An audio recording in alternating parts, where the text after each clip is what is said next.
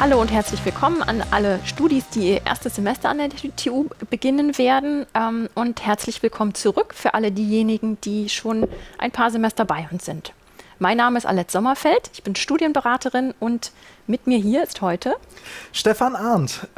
Ich studiere Technomathematik im Bachelor und ich freue mich, hier zu sein. Ja, hallo Stefan. Wir wollen heute über ein Thema sprechen, was besonders die Erstsemesterstudis betrifft, aber auch für die anderen relevant sein könnte.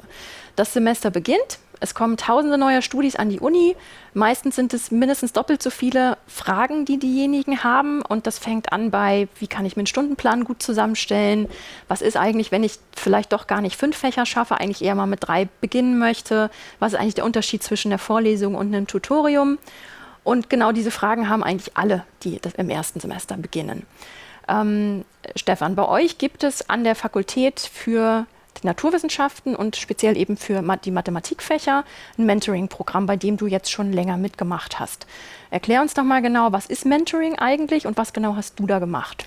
Ja, also wie du schon gesagt hast, die meisten Fragen, die sich einem stellen, die beantworten wir natürlich als Mentoren. Wir sind eine Gruppe von Studierenden, die schon länger an der TU sind und so ein bisschen wissen, wie der Hase läuft. Und dann können wir eben den Leuten, die jetzt neu anfangen, helfen, indem wir unterschiedliche Sachen erklären, von Erfahrungen erzählen und sowas eben. Okay, das heißt, ältere Studis, höhere Semester aus demselben Fach wahrscheinlich meistens, begleiten diejenigen, die gerade anfangen. Wie kann ich mir das vorstellen? Seid ihr irgendwie ein Mentor oder eine Mentorin, betreut da eine Gruppe oder wie funktioniert das organisatorisch? Genau, also in den letzten Semestern war das so, dass wir, ich glaube, 6, 7 Mentoren waren und jedem wurde dann eine Gruppe von bis zu 10 Mentoren zugeordnet. Und ja, wir haben uns dann regelmäßig getroffen und konnten dann auch über verschiedene Kanäle Fragen beantworten. Okay. Wie hast du das mit deiner Gruppe gemacht? Macht wahrscheinlich nicht jeder Mentor oder jede Mentorin gleich. Habt ihr euch irgendwie regelmäßig gesehen? Wie habt ihr das gemacht überhaupt in den letzten Semestern jetzt, wo man ja gar nicht sich so viel auch sehen konnte? Wie ist das abgelaufen, so über das Semester? Ja, das stimmt. Das Online-Semester hat das Ganze natürlich ein bisschen schwieriger gemacht.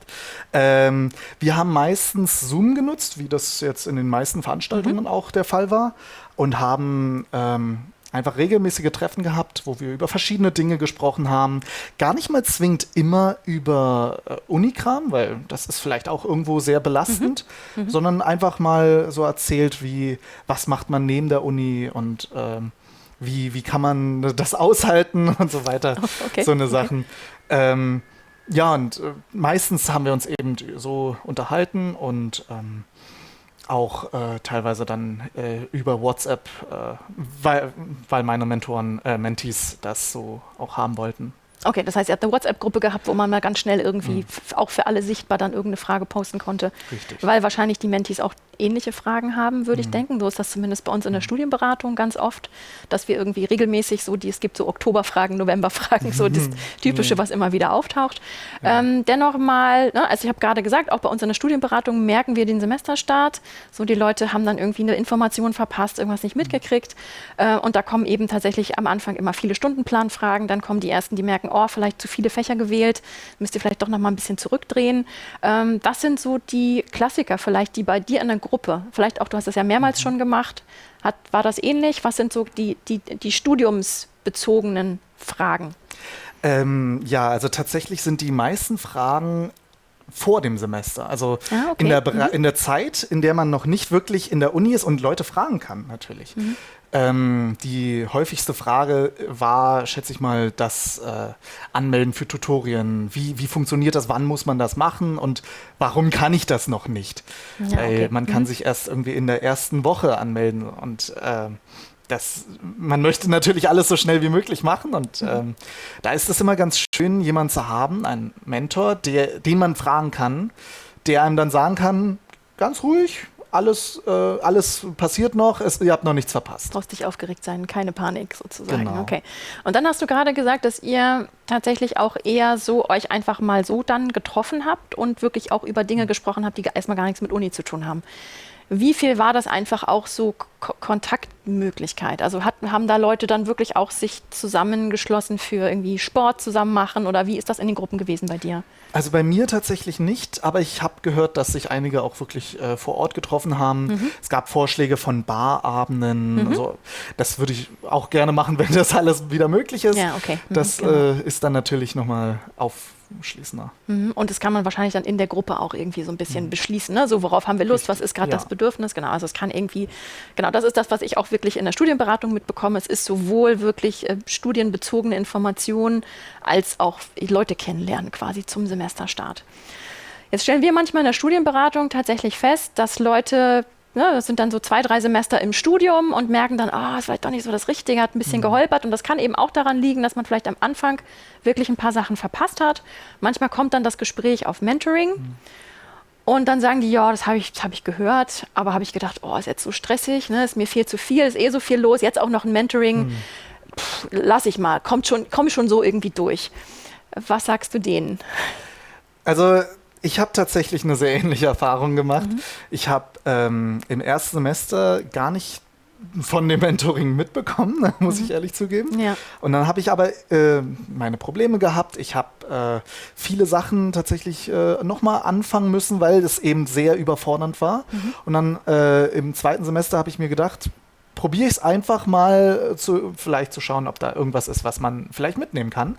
Und trotz, dass ich im zweiten Semester war, gab es erstaunlich viel, wo mir geholfen werden konnte. Und waren das Informationen oder war das auch eher so ein relativ schnell über eine WhatsApp-Gruppe irgendwie, der Studienberatung kann man nicht um 21:30 Uhr auf den Samstag eine WhatsApp schicken. So, was ist das, was hilfreich ist oder was ist das, wo du sagst, das ist eigentlich das, was das Mentoring von eben einem normalen Beratungsangebot, was auch sehr sinnvoll ist, aber vielleicht auch nicht an allen Stellen helfen kann. Was ist das, wo du sagst, Mentoring ist das, deshalb ist es besonders?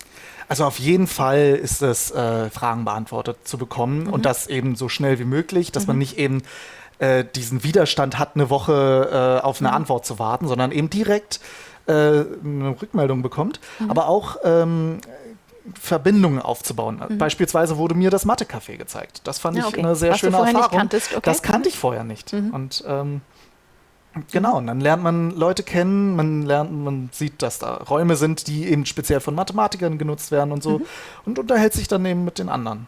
Okay. Und dann noch eine Frage, die eher mit dir als Mentor zu tun hat. Das ist ja auch nichts, was man irgendwie so macht, weil man zu viel Freizeit hat, sondern was ist das, wo du auch sagst, das ist vielleicht auch für die Mentoren oder Mentorinnen schön? Also was nehmen die davon mit? Warum sollte man da mitmachen? Also ich denke, dass man vor allem selbst reflektiert über die ersten Semester, wie man gestartet hat. Man merkt, was schiefgelaufen ist bei einem und es ist ein sehr schönes Gefühl, das den anderen vorzubeugen. Fehler gemacht zu haben und eben anderen zu zeigen, dass es besser geht, dass man das nicht machen muss. Okay, super. Also für diejenigen von euch, die in höheren Semestern sind und Lust darauf haben, so ein Mentoring-Programm irgendwie zu unterstützen, Studis zu unterstützen, die ins Studium starten.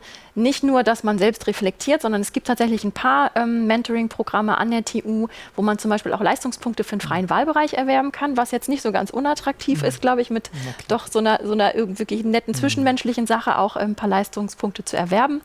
Also meldet euch bei den Mentoring-Programmen. Wir haben euch eine Seite zusammengestellt, die in der Videobeschreibung verlinkt ist, wo ihr schauen könnt, wo es überall Mentoring-Programme gibt. Die allermeisten Mentoring-Programme stellen sich vor und geben direkt auch die Möglichkeit dann zu einer Anmeldung zu den Einführungsveranstaltungen eurer Studiengänge. Also schaut bitte da, dass ihr sicher seid, dass ihr die Termine eurer Einführungsveranstaltungen wisst. Auch dafür haben wir euch nochmal eine Seite verlinkt, wo ihr das nachschauen könnt. Und dann bleibt mir, euch einen guten Start zu wünschen und alles Gute. Möchtest du noch was sagen? Nutzt die Gelegenheit, ihr werdet es nicht bereuen. Ja, macht's gut. Einen guten Start für euch. Macht's gut.